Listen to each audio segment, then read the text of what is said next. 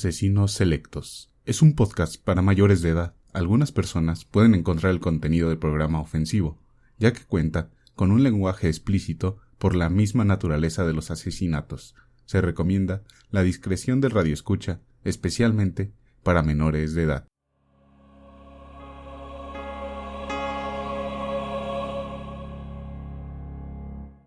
Bienvenidos al 7º episodio de Asesino Selecto, bajo el nombre de El Estrangulador de Boston. Los invito a suscribirse para que no se pierda ningún episodio, además de compartirlo en sus redes sociales para que más personas como ustedes disfruten de estas sangrientas historias.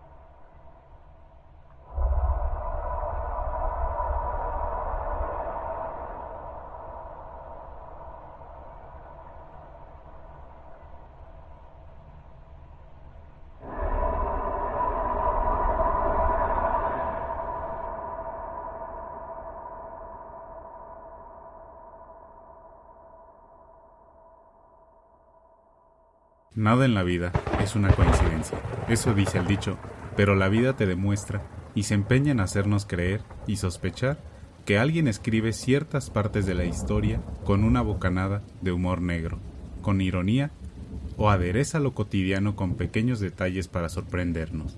Cada año, el 25 de noviembre, se conmemora el Día Internacional de la No Violencia contra las Mujeres. Fecha precisa para seguir diciendo ni una menos.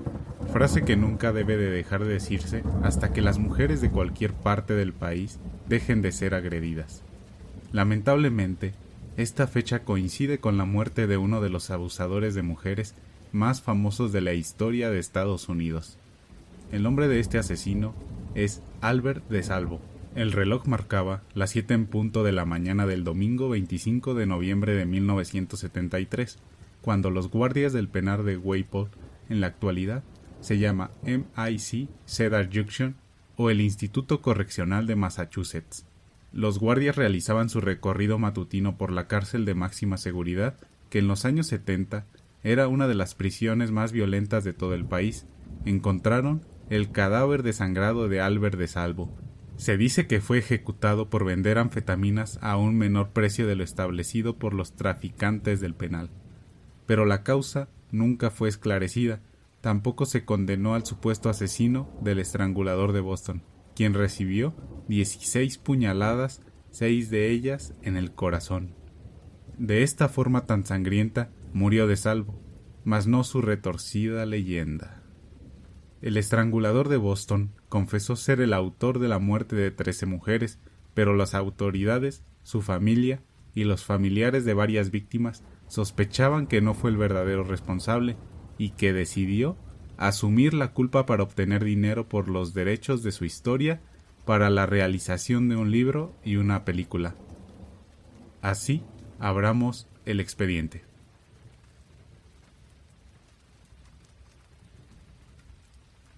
Mapa de sangre. Albert DeSalvo nació el jueves 3 de septiembre de 1931 en Chelsea, Massachusetts, en un hogar donde los golpes y los maltratos psicológicos eran parte de la vida cotidiana para él, sus 4 hermanos y su madre. El padre de Albert, Frank, era alcohólico y esa condición aumentaba la violencia con la que trataba a su familia. A la mamá de Albert, Charlotte, la golpeaba de manera constante, de forma tan cruel que en una ocasión le sacó todos los dientes. Algunos dicen que 1 por 1, otros dicen que de un puñetazo. No solo eso, Frank DeSalvo llevaba prostitutas a la casa de la familia y obligaba al pequeño Albert, de solo 7 años, a observar cómo mantenía relaciones sexuales con ellas. Violencia y sexo fueron 2 de los principales ingredientes que empezaron a establecer la personalidad de Albert.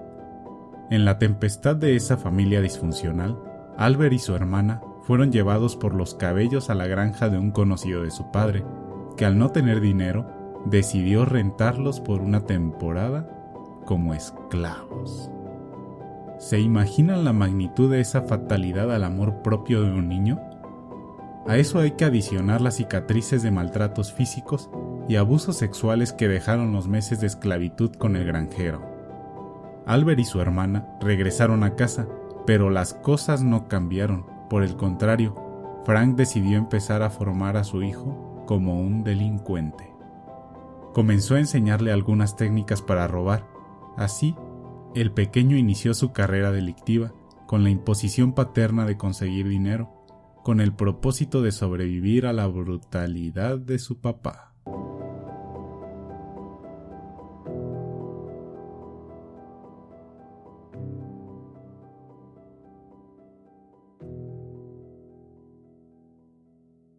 Conforme pasaba el tiempo, Albert crecía.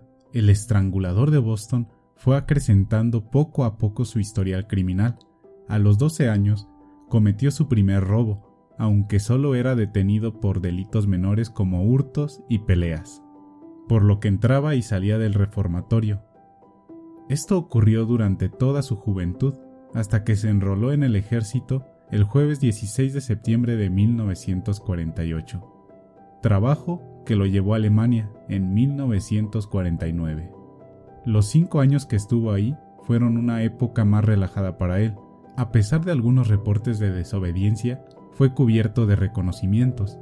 En ese tiempo, desarrolló habilidades en el deporte del boxeo y hasta se convirtió en campeón de peso medio del ejército en Europa. Tiempo después, el amor llegó a su vida. El romance repicó a su puerta. Conoció a la joven Irmgard Beck, una chica de clase media y familia católica, con quien se casó. ¿Acaso el poder del amor puede ser tan fuerte como para cambiar el destino de un hombre que tenía todo para ser el más ruin de todos? Por un momento así fue. Con el matrimonio, De Salvo se dedicó a hacer feliz a Irmgard, pues no quería repetir con ella la violencia con la que su madre fue víctima. Casado y feliz, Albert regresó a Estados Unidos en 1954 y un año después, la familia creció con la llegada al mundo de su primer hija, de nombre Judy, quien lamentablemente nació con una deformidad en la cadera que la obligó a usar aparatos ortopédicos desde los 2 años. Esa noticia afectó la relación entre Irmgard y Albert, pues ella hacía sentir culpable a De Salvo de la condición de su pequeña. Con este conflicto, Irmgard empezó a rechazarlo en la intimidad, pues consideraba que Albert era demasiado sexual, a un nivel enfermizo, es decir, su esposa notaba que el comportamiento de Albert era lascivo, al grado de incomodarla. Sin embargo, De Salvo embarazó de nuevo a Irmgard y tuvieron un hijo varón, a quien le pusieron el nombre de Michael. Para esa época, la familia vivía en Chelsea, el lugar natal de Albert, quien ya se había retirado del ejército. Apetito sexual.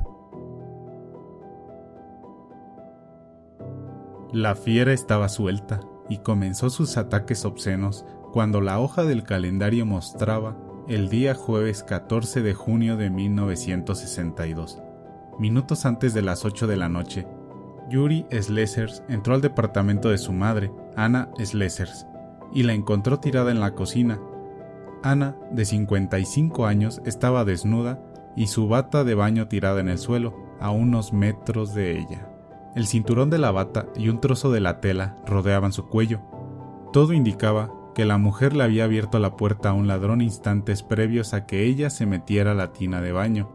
El hombre la atacó sexualmente y tuvo tiempo de llevarse algunas cosas.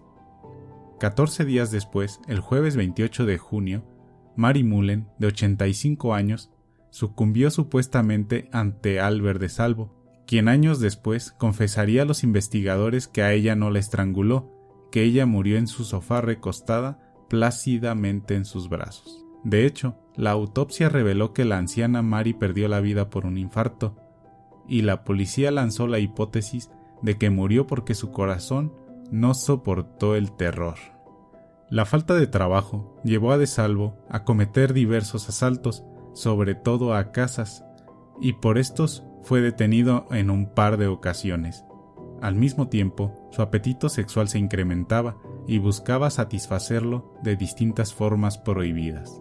Un día decidió imitar a un fotógrafo profesional, quien formaba parte del elenco del programa de televisión, y acudía a los hogares de mujeres jóvenes para tomarles medidas y ofrecerles la posibilidad de convertirlas en modelos.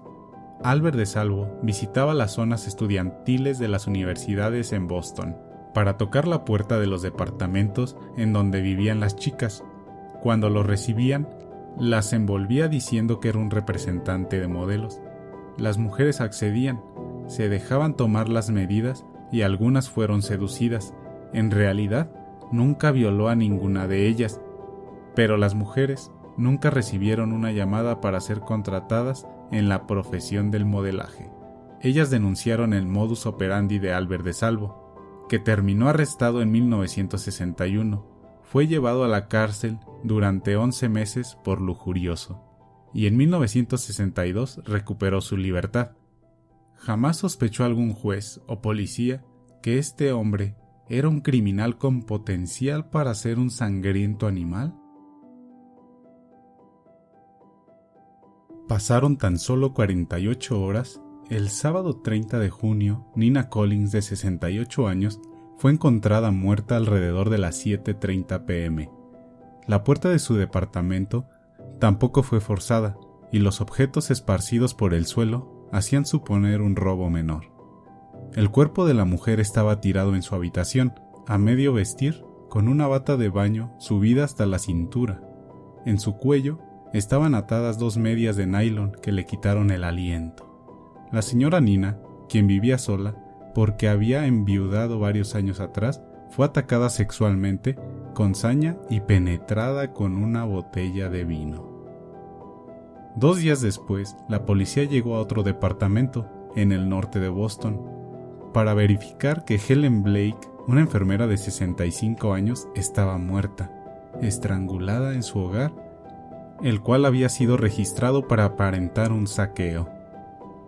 El cuerpo fue hallado en su cama boca abajo, desnudo en la parte inferior y en su cuello un nudo mortal hecho con una media de nylon y su brasier.